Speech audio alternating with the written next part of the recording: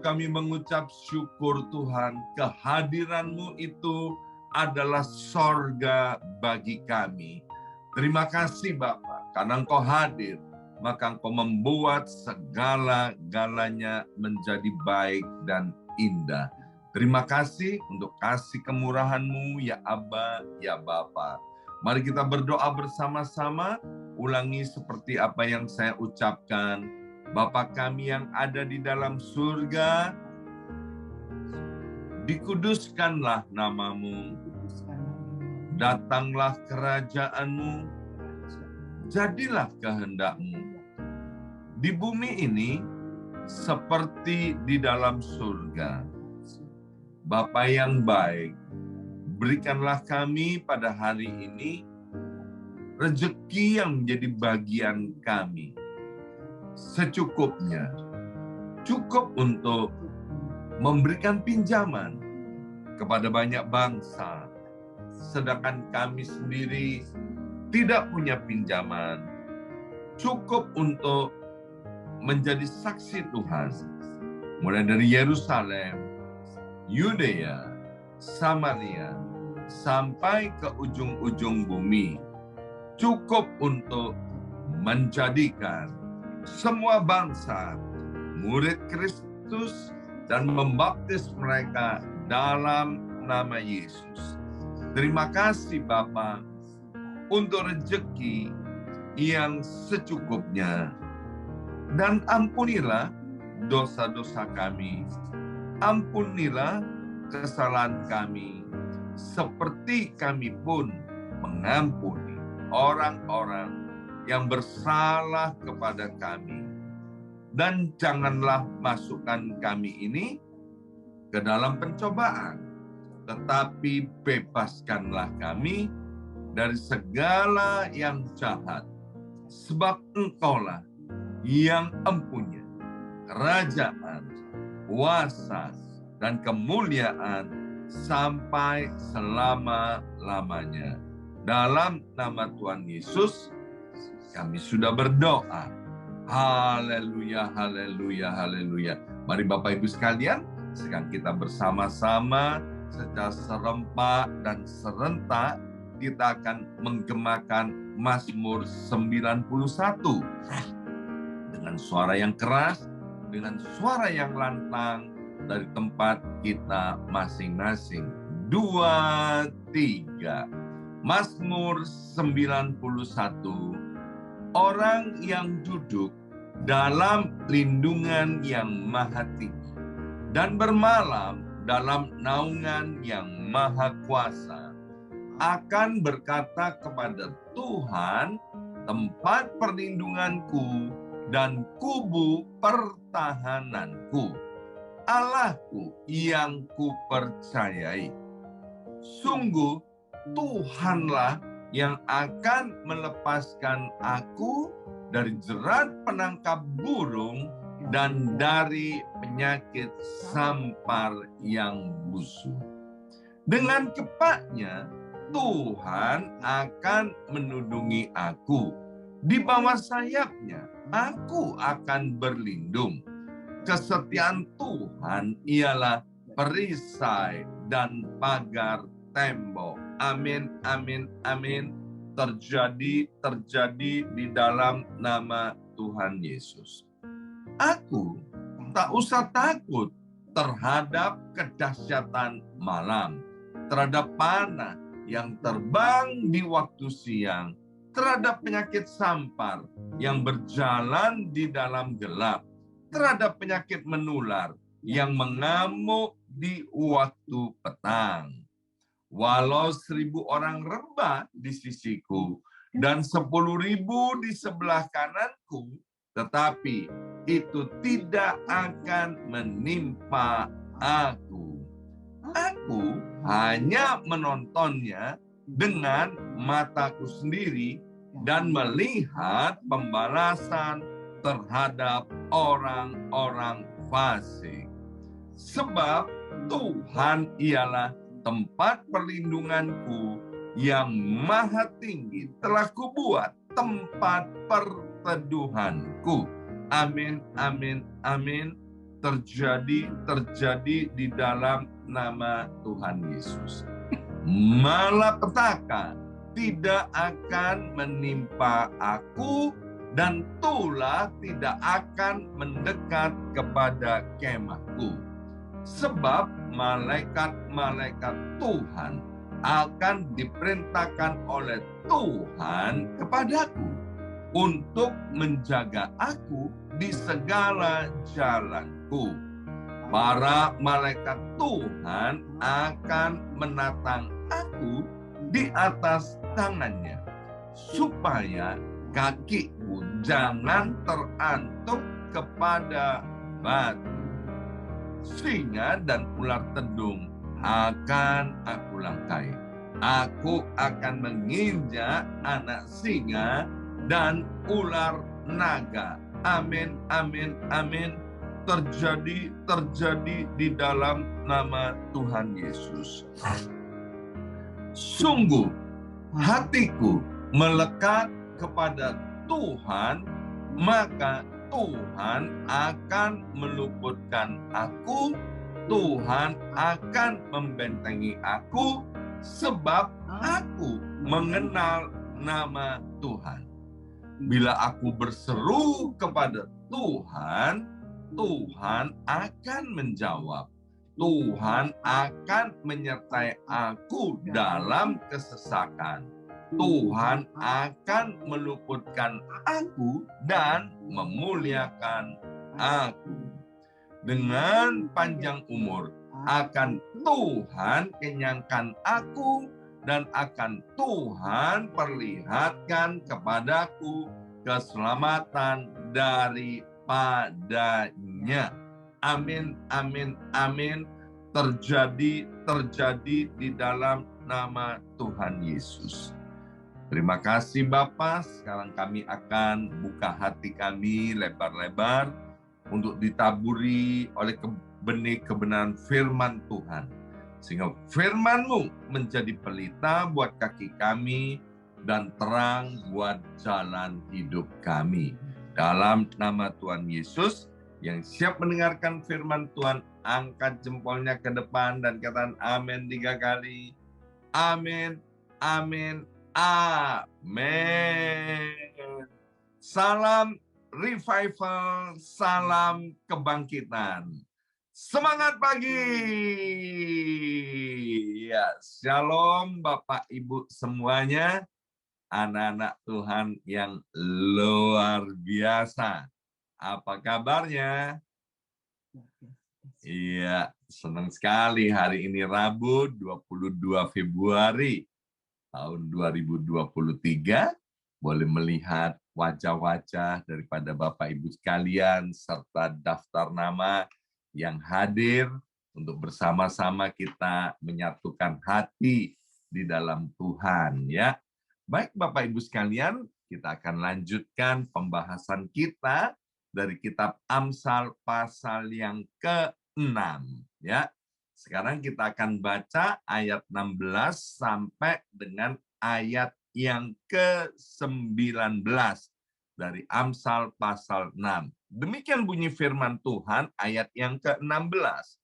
6 perkara ini yang dibenci Tuhan. Bahkan 7 perkara yang menjadi kekejian bagi hatinya, ya. Sampai di sini dulu Bapak Ibu sekalian. Kalau kita mencintai seseorang, ya, mencintai seseorang, maka kita senang untuk melakukan apa yang dicintai oleh orang itu atau oleh pribadi itu. Dan kita akan berusaha untuk menghindari atau tidak melakukan apa yang tidak disukai, apa yang dibenci oleh orang yang kita cintai.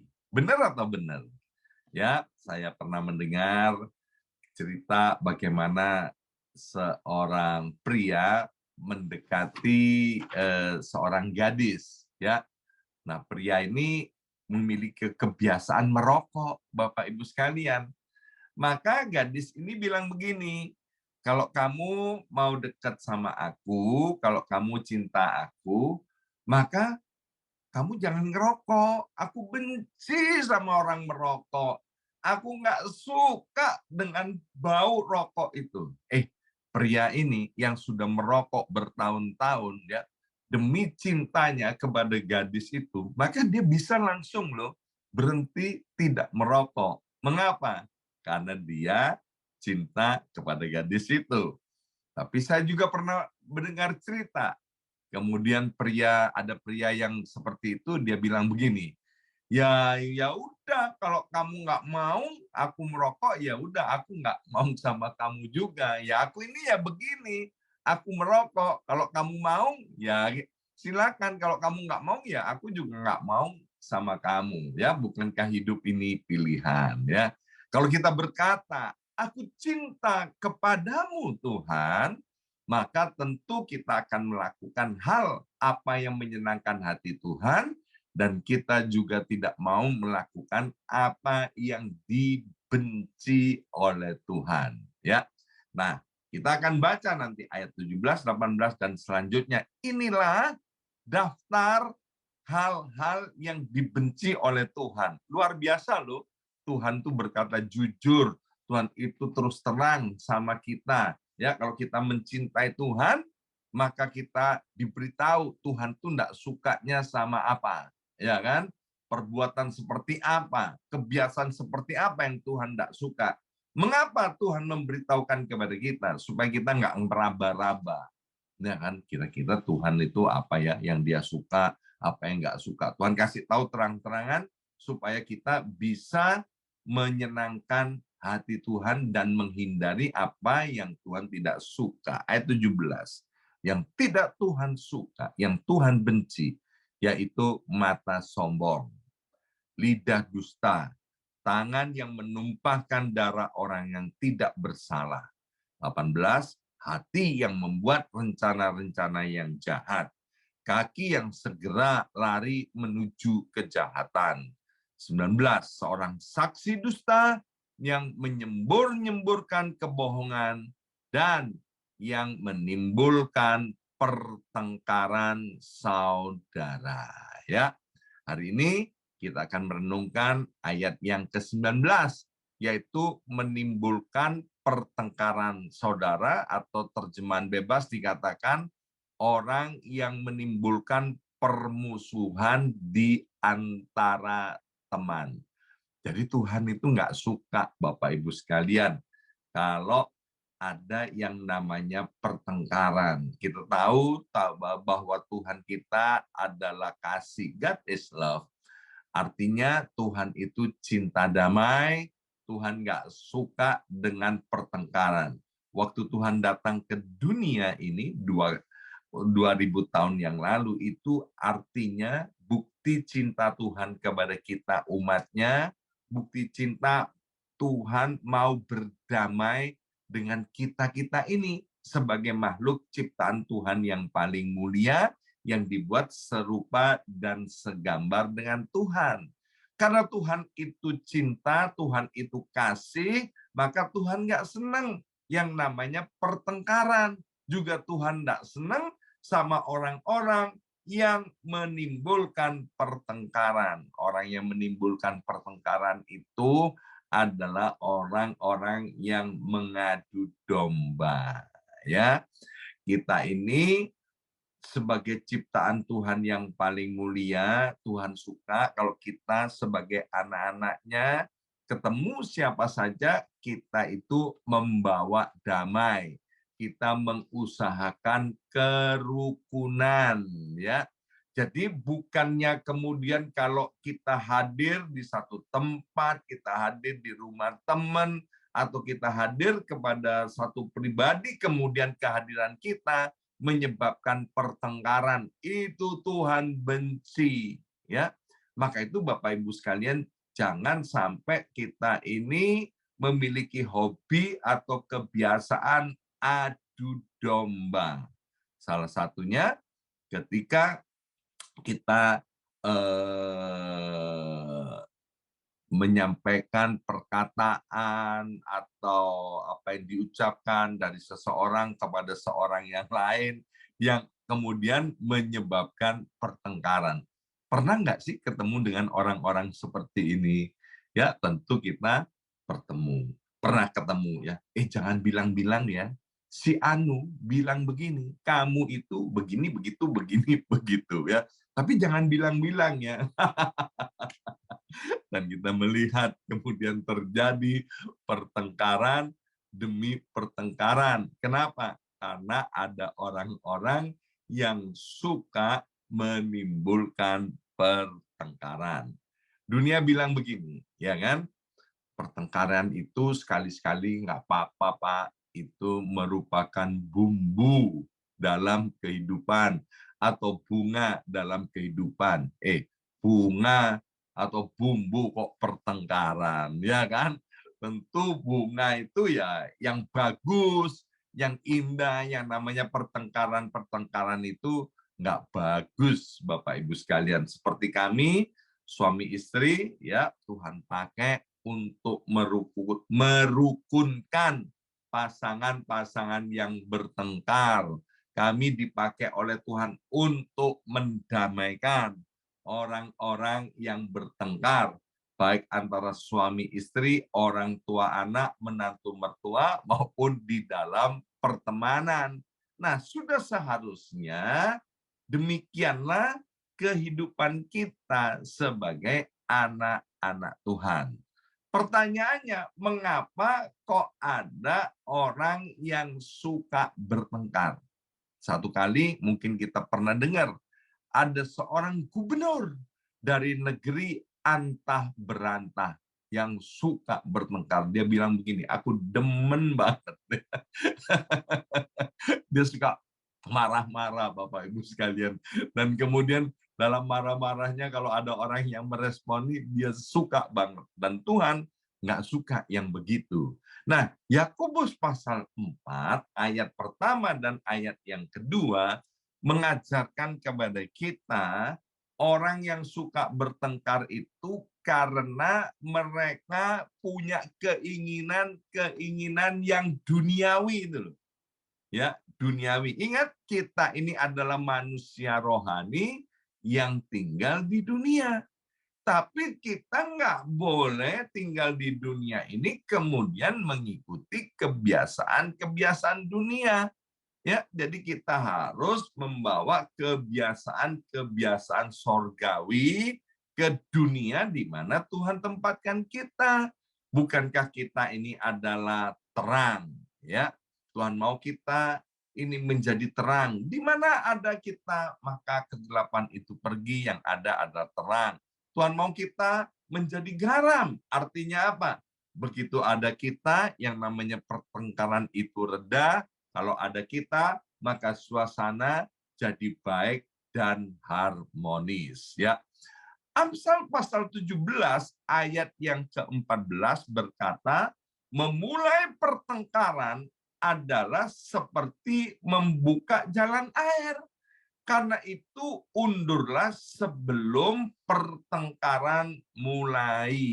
Ya, jadi Alkitab dengan jelas mengajarkan kepada kita, ternyata yang namanya pertengkaran itu bisa dihindari. Maka ini pesan Tuhan kepada setiap kita. Yang pertama, jangan kita ini sampai menjadi pribadi yang mengadu domba atau yang menimbulkan pertengkaran. Yang kedua, kalau sampai ada orang-orang datang ke dalam hidup kita dan dia mulai mengadu domba, ya kan? Alkitab dengan jelas berkata, mundurlah sebelum pertengkaran itu dimulai. Artinya apa? Yang namanya pertengkaran itu bisa dihindari. Tinggal kita mau atau tidak mau. Bukan soal bisa atau nggak bisa. Kita lihat di dalam kitab Kejadian pasal 13. Ya, nanti Bapak Ibu bisa baca. Abraham itu kan dikenal sebagai bapak segala orang beriman. Abraham itu ciamiknya luar biasa. Dan dia nggak suka dengan yang namanya pertengkaran, dan dia juga nggak suka mengadu domba. Satu kali dalam perjalanan ya kehidupannya, dia mengajak ponakannya yang bernama Lot ya.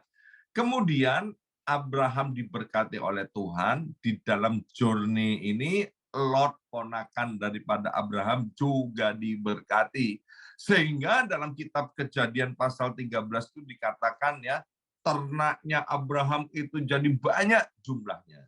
Demikian juga Lot diberkati seperti Abraham ya. Maka kemudian terjadi pertengkaran ini antara penjaga-penjaga dombanya Abraham dengan penjaga-penjaga dombanya Lot. Abraham bilang, wah ini nggak baik, nggak baik. Puhau ya, nggak baik, nggak baik. Ingat nggak Mazmur 133, Tuhan kan bilang begini, kalau ada kerukunan, di situ Tuhan perintahkan berkat-berkat untuk dicurahkan. Jadi Tuhan tuh suka kalau melihat Bapak Ibu itu rukun ya.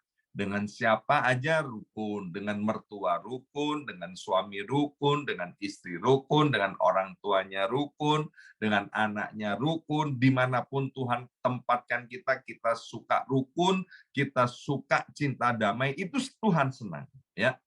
Dan Abraham, bapak segala orang beriman itu, dia bilang gini, Lot, gak baik loh, ini pegawaimu sama pegawaiku ini bertengkar, gini aja deh Lot, ya kan? Sekarang kamu pilihlah, ya. Ini kan semua terbuka di hadapanmu. Kamu pilih dah, kita sekarang pisah aja, baik-baik, ya kan?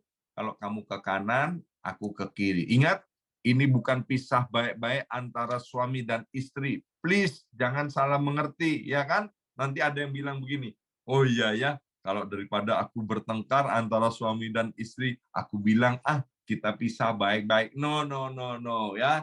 Dalam pernikahan, apa yang sudah disatukan oleh Tuhan tidak boleh diceraikan apapun juga, kecuali oleh maut. Ya, ini kan bicara soal Abraham dan Lot dalam perjalanan hidupnya, juga dalam bisnisnya, ya kan?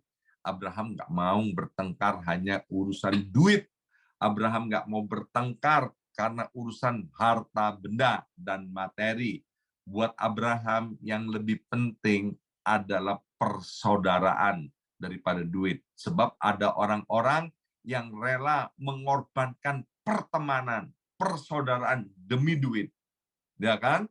Tapi ada orang-orang yang punya iman, yang hatinya baik, dia rela mengorbankan uang, dia rela mengorbankan duit, dia rela mengorbankan harta bendanya.